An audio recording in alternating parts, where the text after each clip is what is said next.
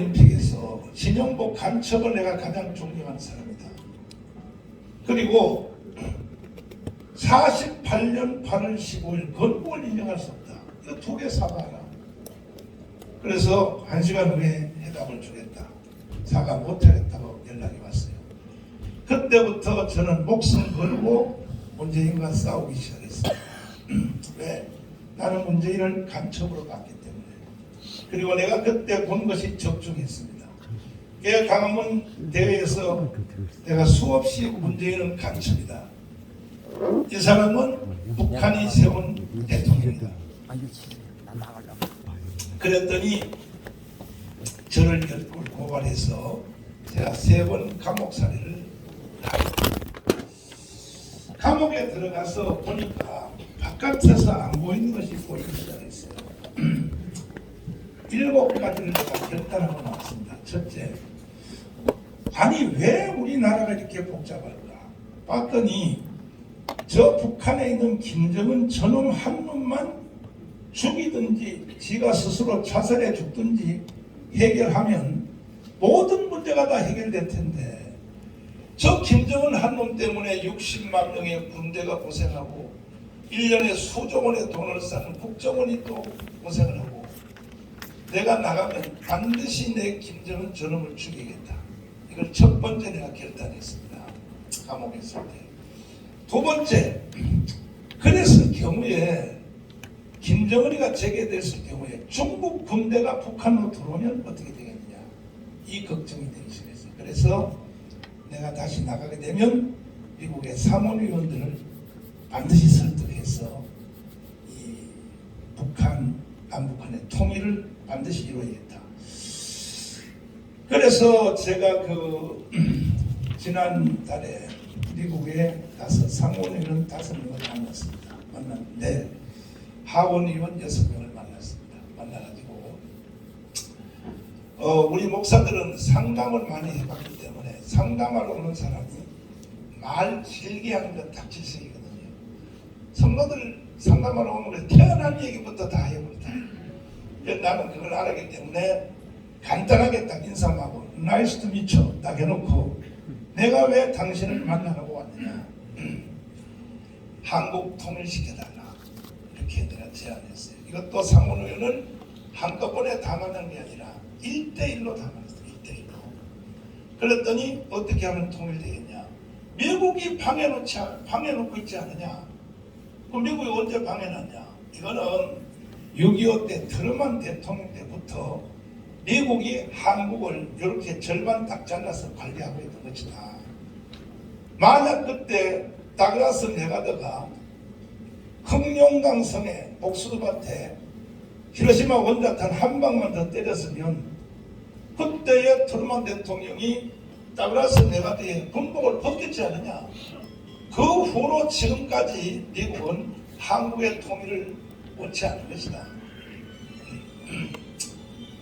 정말로 한국을 통일시키기 원한다면 저 중국에서 북한으로 들어가는 송유관 파이프라인 3단만 끌어달라. 그거 아니고 괜히 무슨 북한의 미사일 문제를 해결한다. 북한에 있는 핵무기를 해결한다. 그거 다 쇼하는 거다. 한 달에 한 번씩 괌에 있는 비왕기 폭격기 와서 한반도에서 씩 한 바퀴 돌고 가는 거 그거 다 쇼하는 거다. 나한테는 통하지 않는다. 정말로 통일시켜주기를 원하면 유엔에서 이미 결의가 돼 있고 러시아와 중국도 동의가 다 된 사안입니다. 그런데 왜 미국이 이걸 실천하지 않느냐. 송유관 끌어달라. 그랬더니 상원의원 한 분은 내 말을 듣고 등골이 오싹하다 그래서 등골이 오싹하다. 또 김내교 집사님 상원의원 한 분은 이렇게 말했어요. 목사님이 지금 하는 말은 주님의 명령입니다. 이렇게 말했어요. 상원의원 5명이 발칵 뒤집어졌습니다. 왜 미국이 그러면 한국을 통일 안 시키려고 하느냐. 나 어느 정도 이해는 됩니다. 왜? 통일시켜놓으면 중국으로 갈까봐 겁먹지? 나 어느 정도 이해되는 것이 왜냐하면 우리는 5,000년 동안 중국으로부터 한자를 공유했어. 그리고 추석과 구정 공유했어. 종교, 유교, 불교를 공유했다. 그래서 통일시켜놓으면 중국 갈까 의심하지만 지금은 아니야. 지금은 우리 한자 안 써. 나도 한자 몰라. 영어밖에 몰라. 당신들이 심어놨지 않냐. 주력 종교가 유교, 불교 아니야. 당신들이 한국에 심어놓은 기독교가 주력 종교야. 1200만. 천주교까지 합치면 2000만이다. 한번 통일시켜봐. 통일시켜서 중국으로 가라고 떠밀어봐. 가는가? 안 가는 게 아니라 못 간다. 그리고 마지막 말을 했습니다. 문재인은 간첩이다. 그랬더니 그 마지막 만났던 그 사모님 증거가 있냐? 증거 있다. 내가 문재인을 간첩이라 해서 3번 구속이 됐다. 그래서 재판을 받는 중에 판사가 이렇게 말했다. 왜 현직 대통령을 간첩이라고 했습니까? 이건 내가 대답하는 문제가 아니다. 김정은에게 넘겨준 USB 내용 안에 간첩이라는 사실이 다 들어있다. 그랬더니 허선한 판사가 오늘은 재판 여기까지 하고 청와대에다가 USB 내용을 제출하라고 재판부에 못하는 거예요. 2번째 다시 했더니 못하는 거예요. 3번째 요청해도 못하고 오늘까지도 그 내용을 재판부에 제출 못하니까 76개 혐의를 제가 76개 혐의로 구속됐거든요. 76개 혐의를 100% 다 무죄로 무혐의로 방맹이를 닥친 겁니다. 그래서 제가 풀려나게 된 것입니다. 6개월 3번 동안 구속돼서 6개월 감옥 산 것 때문에 법무부에서 6,800만 원을 지난달에 나한테 보상을 했습니다. 6,800만 원. 내가 이따 끝나면 전심 사드릴게요. 그 돈으로. 그런데 제가 이 강화문 투쟁을 하면서 이 최고의 업적이 뭐냐? 정권 교체입니다. 정권 교체. 한번 여러분들도 한번 솔직하게 대답 한번 해보세요. 정광훈 목사가 강화문에서 문재인과 싸움을 안 하고 강원도 안 했으면 솔직히 대답 한번 해보세요. 정권 교체 될 수 있었을까요? 아니 대답이 좀 시원찮은데 될 수 있었을까요? 동의하시죠? 그렇습니다. 윤석열 대통령 불가능합니다. 그래서 이제 일단은 우리가 이겼기 때문에 근데 많은 목사님들이 요즘 강화문에 나오라고 하면 안 나와요. 여러분 또 여기 강화문 다 왔다 가셨다고 아까도 여기 뭐 청와대에서 아스팔트에서 잠도 같이 잤다고 여기 여자 목사님 말씀하시는데 요즘 나오라고 잘 안 나와. 왜? 다 이겼다 이거지. 이제 윤석열이가 다 해줄 텐데 아이 되니까요. 5년 연기됐을 겁니다. 5년 연기됐습니다. 이 마지막에 모든 싸움은 어디서 끝나느냐? 1년 반 후에 돌아오는 총선입니다. 총선에서 자유우파 정당이 200석 안 하면 어차피 나는 또 망하게 되어 있습니다. 자, 상황이 3가지거든요. 우리 쪽이 200석 하면 그날로부터 제2의 건국, 자유통일이 이루어집니다. 미국의 모든 문제는 내가 다 해놓고 왔습니다. 이번에도 강경동 목사 데리고 3주일 동안 미국을 투어합니다. 1월 23일부터 미국의 300만을 전체를 다 통일회원으로 조직하고 올라고 미국 문제는 다 끝났어요. 상원의원들 전체. 내가 먼저 꺼내가서 상원의원들에게 하도 쇼킹한 말을 했기 때문에 다른 상원의원들이 요즘 연락이 오는데 다시 미국에 오면은 한국 기독교 대표, 나는 기독교 대표라 그래요. 자기들도 좀 만나게 해달라고 상원의원들 쪽에서 연락이 오고 있어요. 그게 끝난 겁니다. 끝났고 문제는 이제 국내 문제인데 국내는 200석입니다. 200석. 1년 반 후에 200석을 하면 제2의 건국, 예수한국 복음통일 반드시 될 텐데 그래서 저는 이제 모든 싸움을 200석에다 걸고 전체를 다 걸고 지금 달려가고 있습니다. 200석은 어떻게 될 것인가 다 우리가 이제 계산해 보니까 부산, 울산, 경남, 그 다음에 또 경북, 대구가 67석입니다. 그건 이미 끝났어요. 현재 이미 우리가 하고 있습니다. 그 다음에 이제 대전, 충청남도, 충청북도, 강원도는 이건 장경동 목사가 책임지고 총지휘를 하고 있습니다. 이미 그것은 70%는 확보가 되어 있습니다. 합하면 100석은 이미 끝난 상태입니다. 100석은요, 여러분이 안 도와줘도 이미 끝난 겁니다. 문제는 수도권입니다. 수도권에서 122석 중에서 80석만 하면은 대한민국 역사가 바뀐답니다. 한번 두고 보세요. 네. 그렇게 우리가 원했던 마지막 남은 하나의 소원, 통일. 일반 통일도 아니라 이것은 복음 통일. 이것이 이루어질 날이 멀지 않아 다가오고 있습니다. 수도권에서 딱 이제 80석인데 80석 중에서도 30석은 이미 우리가 하고 있어요. 그러니까 50개만 찾아오면 돼요. 50개를 과연 찾아올 수 있느냐를 놓고 우리 팀들이 밤낮으로 연구하고 검토했더니 이게 정말 이거 여러분 보세요. 윤석열 대통령이 이긴 지역이 있어요. 투표에서.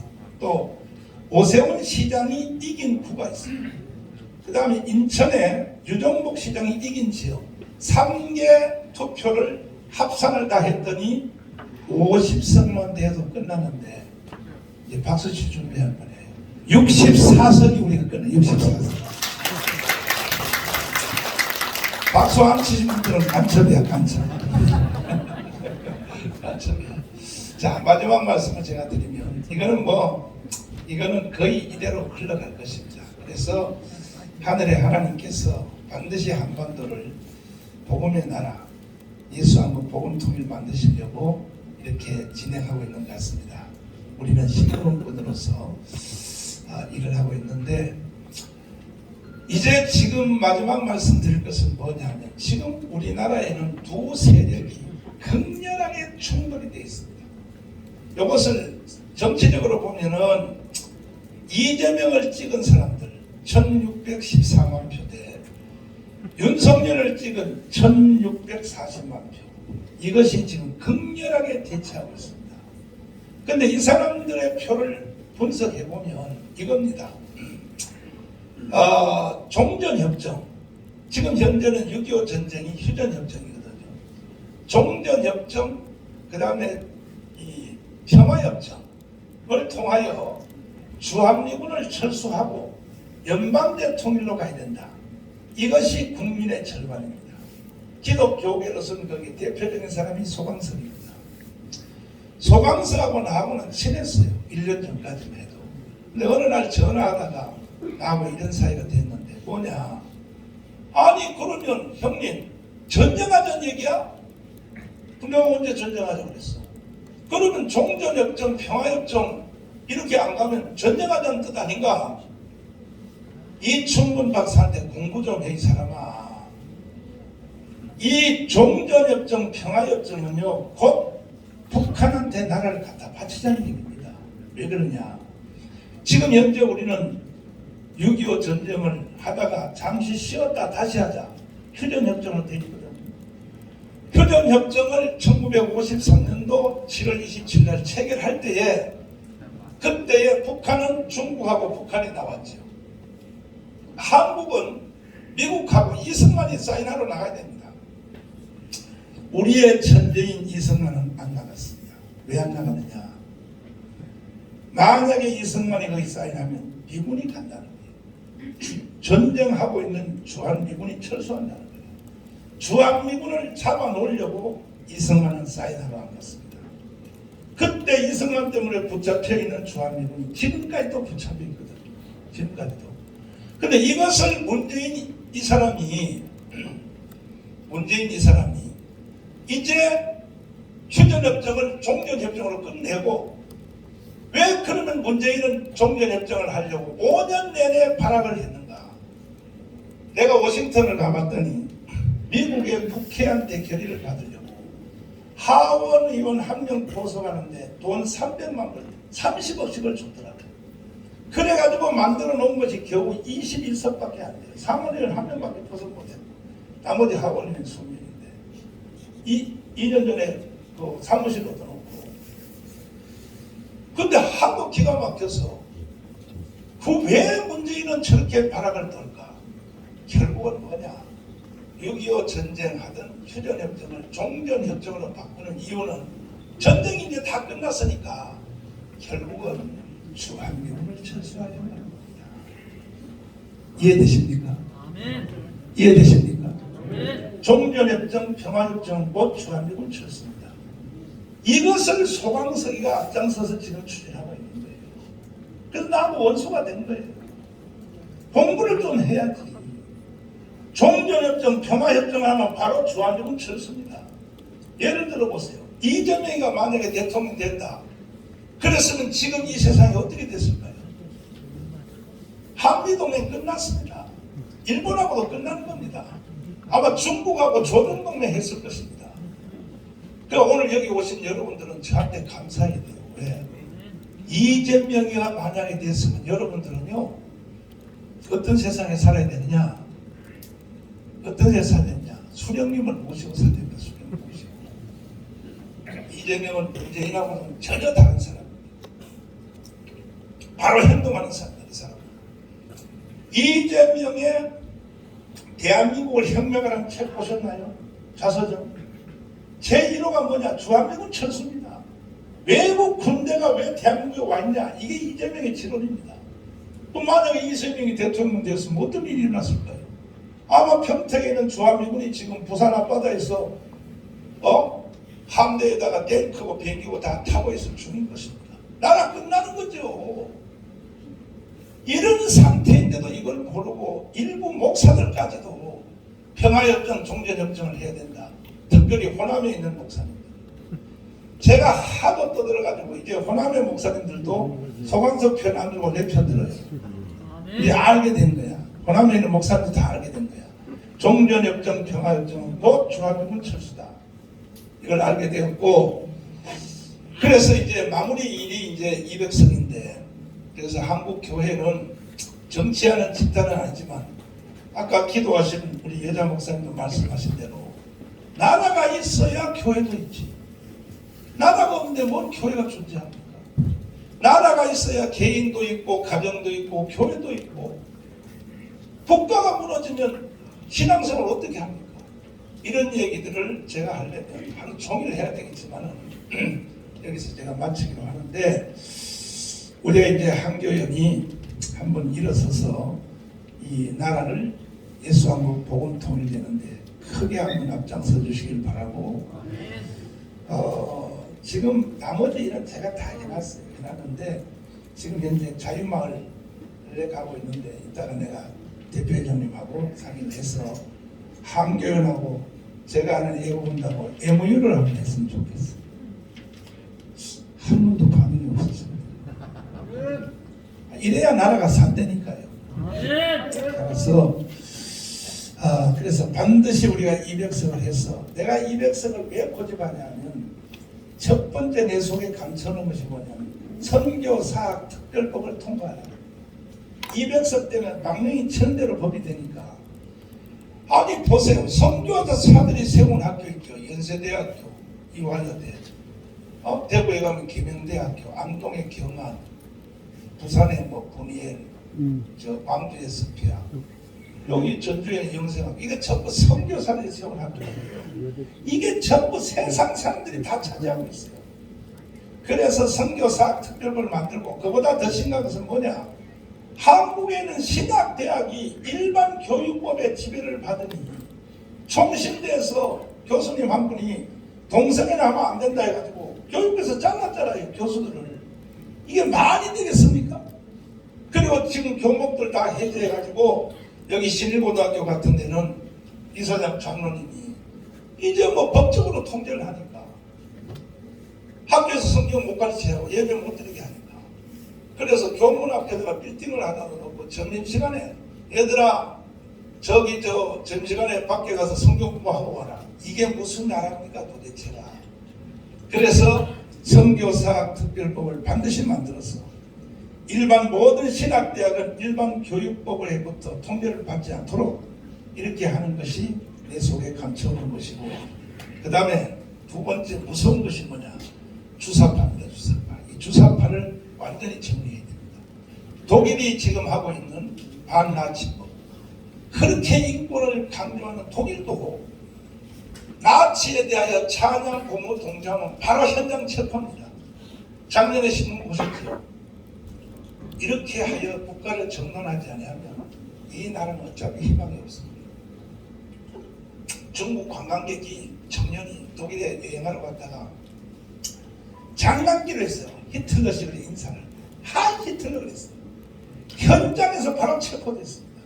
그렇게 인권을 강조하는 독일도, 한국은요, 이 주사파가 지지하는 사람이 국민의 절반이야. 이걸 국가를 새로 정돈하지 않으면 어차피 나라는 망하게 돼 있습니다. 그래서 주사파를 찬양 공무 동조하는 사람은 무조건 체포해야 됩니다. 체포해서 이승만 대통령, 이세복, 박정희 대통령이 일으킨 대한민국이 너무나 많이 무너졌기 때문에 특단의 조치가 필요하기 때문에 우리는 200석을 만들어서 예수한국 복음 통일에 대한 결정타를 우리가 만들려고 합니다. 여러분 함께 해주시면 감사드리겠습니다. 감사합니다.